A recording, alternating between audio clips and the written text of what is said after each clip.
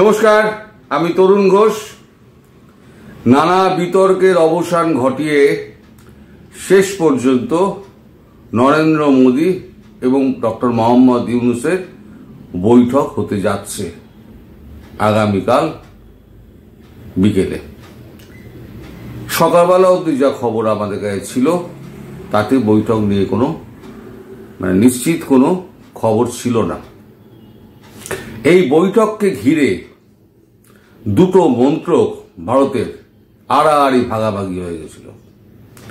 একটা হচ্ছে বিদেশ মন্ত্রক, একটা হচ্ছে প্রতিরক্ষা মন্ত্রক। বিদেশ মন্ত্রকের বক্তব্য ছিল যে এখন যদি আমরা এই প্রস্তাবকে যদি উপেক্ষা করি তাহলে পৃথিবীর মানুষকে ওরা বলবে যে আমরা সুযোগ চেয়েছিলাম, আমাদের সুযোগ দেওয়া হয়নি, এটা ওরা বলে বেড়াবে।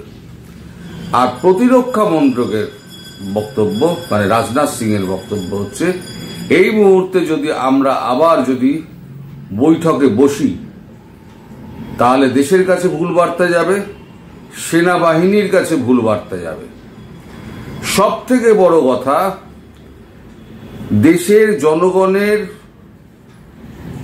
ভাবনা এবং তার চিন্তা, আবেগ সমস্ত কিছুকে উপেক্ষা করে নরেন্দ্র মোদী চলেছেন বৈঠক করতে। এই বৈঠকের কিন্তু বিরুদ্ধে ছিল আমাদের বিশ্ব হিন্দু পরিষদের নেতা মোহন ভাগবত। কদিন আগে মোহন ভাগবতের সঙ্গে নরেন্দ্র মোদীর একটি বৈঠক হয়েছিল। সেই বৈঠকে কিন্তু পরিষ্কার বাংলাদেশের ব্যাপারে সিদ্ধান্ত নেওয়ার কথা বলেছিলেন মোহন ভাগবত। নরেন্দ্র মোদী বলেছিলেন যা করার আমি করছি। এই মুহূর্তে যে সিদ্ধান্ত নরেন্দ্র মোদী নিয়েছেন, নরেন্দ্র মোদীর প্রধানমন্ত্রিত্বের উপরে কিন্তু একটা বড় কোয়েশ্চেন মার্ক পড়ে গেল।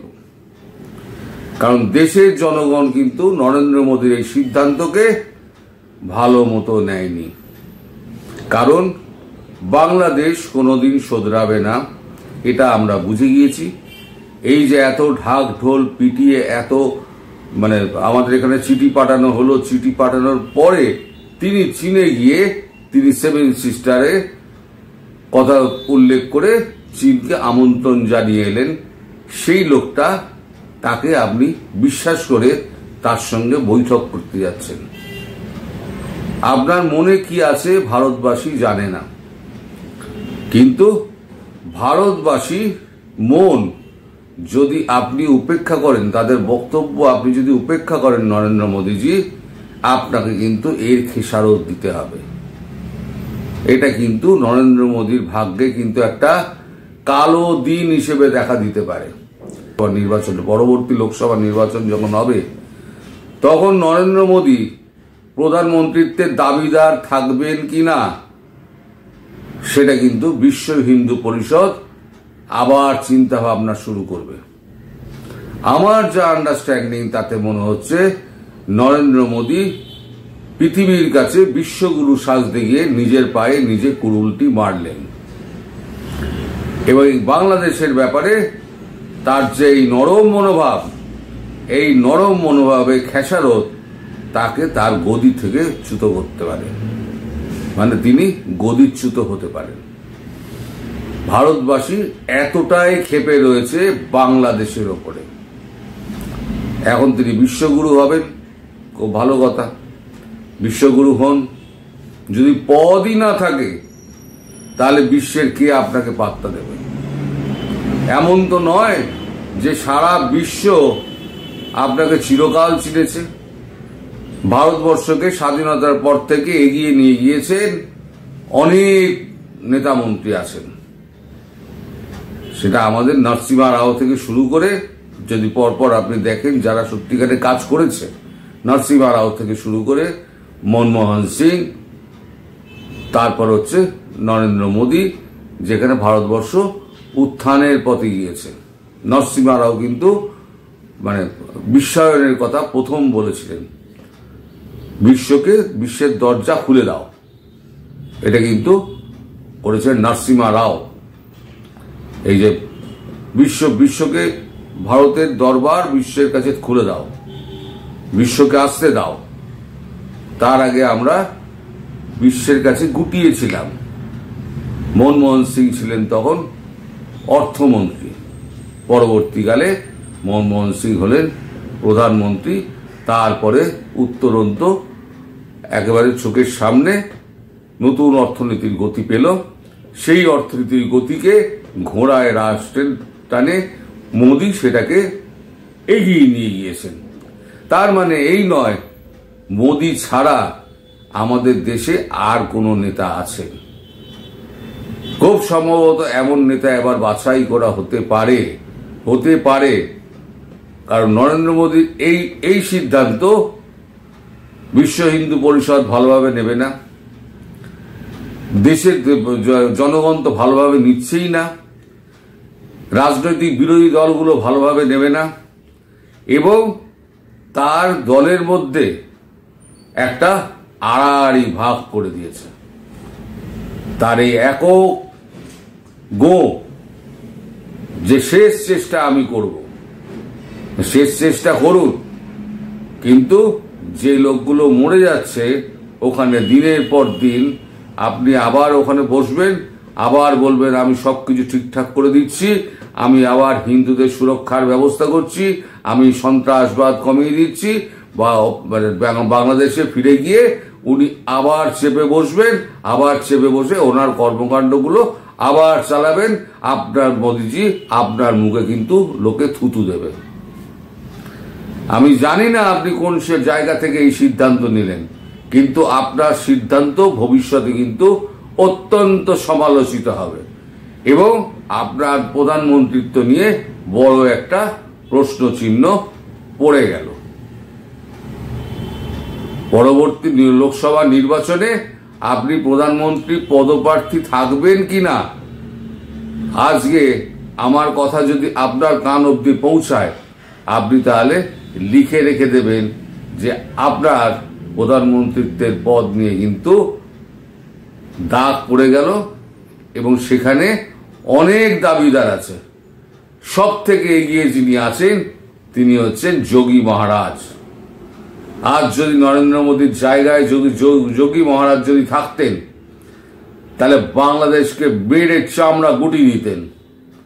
যোগী মহারাজ হচ্ছেন এমন লোক, হেমন্ত বিশ্ব শর্মা তারা হচ্ছেন এমন লোক যারা ভারতের প্রতি চোখ রাঙালে সেই চোখে আঙুল ঢুকিয়ে দেবে।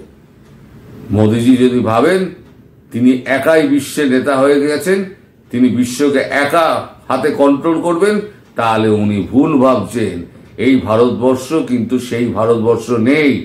আর উনি যে বিশ্বের অর্থনীতির চাকা উনি একা ঘোরাচ্ছেন না, এই সমস্ত টিমটা কাজ করছে বলে উনি কাজটা দেখাতে পারছেন। এই টিমটা যদি কাজ না করে, কাল থেকে যদি টিমটা বসে যায়, আপনার এই সিদ্ধান্তের জন্য কাল যদি এই টিমটা বসে যায়, যদি কাজকর্ম যদি ঠিকঠাক না হয়, তাহলে পরে এই অর্থনীতির গতি থাকবে তো?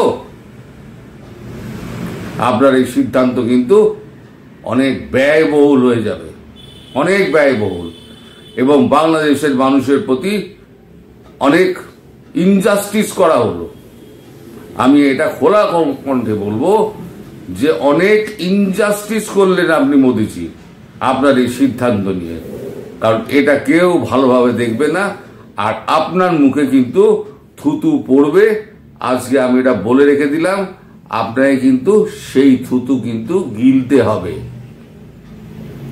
কারণ কুত্তার লেজ কোনোদিনও সিধে হবে না। এই ইউনুস বাড়ি যাবে, বাংলাদেশে ফিরবে, ফিরে গিয়ে ইউনুস বলবে ওই যে চীনের কাছে আমি গেছিলাম না 7 সিস্টার নিয়ে কথা বলতে, ভয়ের চোটে মোদি এসে আমার সঙ্গে বসে পড়েছে, আপনি দেখে নেবেন। ঠিক এটাই বলবে এবং পুরো বাংলাদেশ মিডিয়া পুরো দামাবাজি যাবে। সেই দামামার সুর, ওই ঢোল আপনার কানে এসে পৌঁছাবে কিনা আমি জানি না, কিন্তু পৃথিবীর কাছে আপনি গুরু হতে গিয়ে নিজের দেশের কাছে আপনি তেজ্য পুরুষ হয়ে গেলেন। আপনার লৌহ পুরুষের যে একটা বর্ম আপনি পরে আছেন না, সেই বর্মটা কিন্তু আস্তে আস্তে খুলে পড়ে যাচ্ছে আপনার এই সিদ্ধান্তের জন্য। আপনি এখনো চাল পাঠাচ্ছেন, ডাল পাঠাচ্ছেন, তেল পাঠাচ্ছেন, নুন পাঠাচ্ছেন, পারলে আপনি গিয়ে কিছু অর্থও পাঠিয়ে দিন। বাংলাদেশি হিন্দুদের যাতে আরো তাড়াতাড়ি মারা যায় তার জন্য আপনি কিছু সেকো বীজ দিয়ে দিন,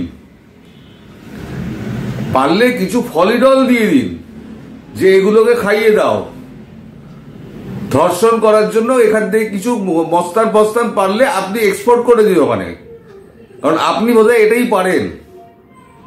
আজকে বাধ্য হলাম আপনার বিরুদ্ধে মুখ খুলতে আপনার এই সিদ্ধান্তের জন্য। এই সিদ্ধান্তের জন্য আমি শুধু আজকে মুখ খুলেছি, আগামী দিনে প্রত্যেকটা টিভি চ্যানেল আর প্রত্যেকটা সোশ্যাল মিডিয়া প্রত্যেকে সবাই আপনাকে চূড়ান্ত সমালোচনার মুখে ফেলবে, এবং সেটা আপনাকে কিন্তু মুখ বুঝে শুনতে হবে, কারণ আপনার এই প্রচেষ্টা সম্পূর্ণ বিফলে যাবে।